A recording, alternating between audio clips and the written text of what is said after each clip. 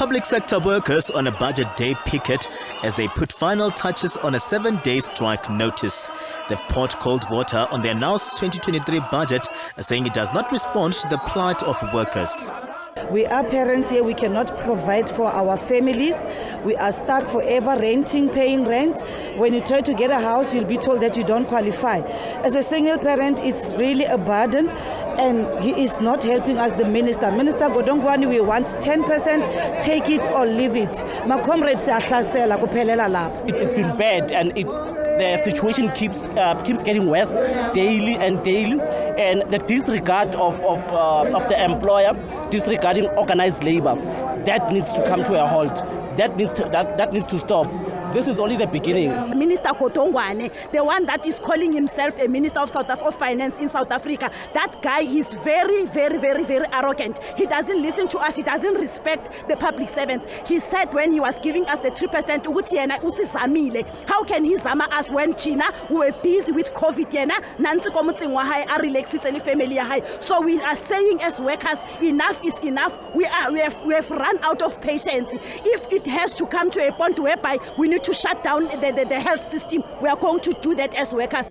Finance Minister Enoch Godongwana presented a budget solidifying the 3% hike, saying public sector workers have been considered as government pushes to strike a fiscal balance.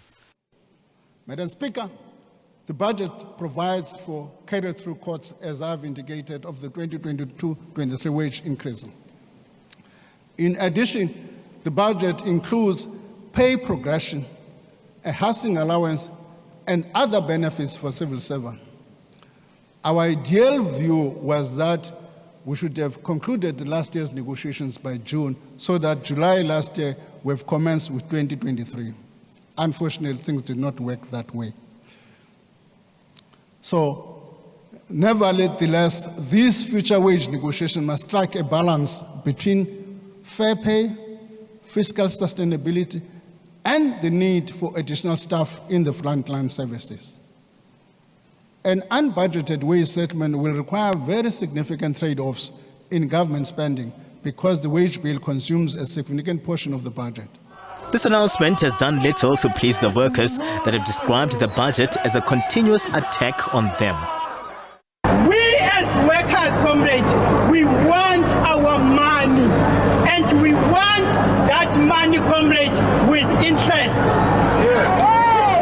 The employer is coming up with tricks saying they can't afford, and we are saying, comrades, based on the level of corruption, based on the level of mismanagement of funds within our department, we are saying there are funds within the department, within the government.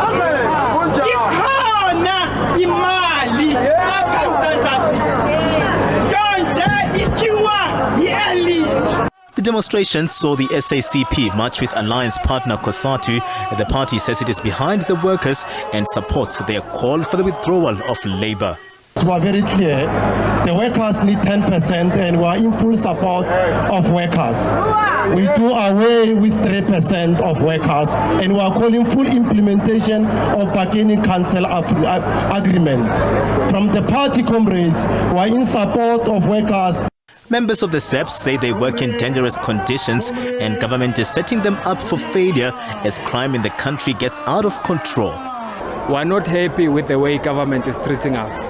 In the policing sector, we have seen that crime is a problem in the country. Each and every day somebody is getting killed. Each and every day we are seeing a lot of robberies.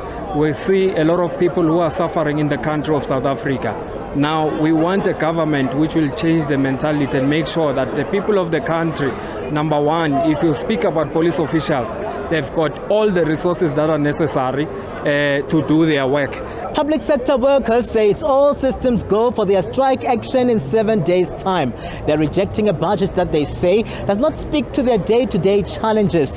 Workers say they continue to work under immense pressures. The cost of living is too high as they accuse government of continuing to be inconsiderate in its approach to the workers' plight.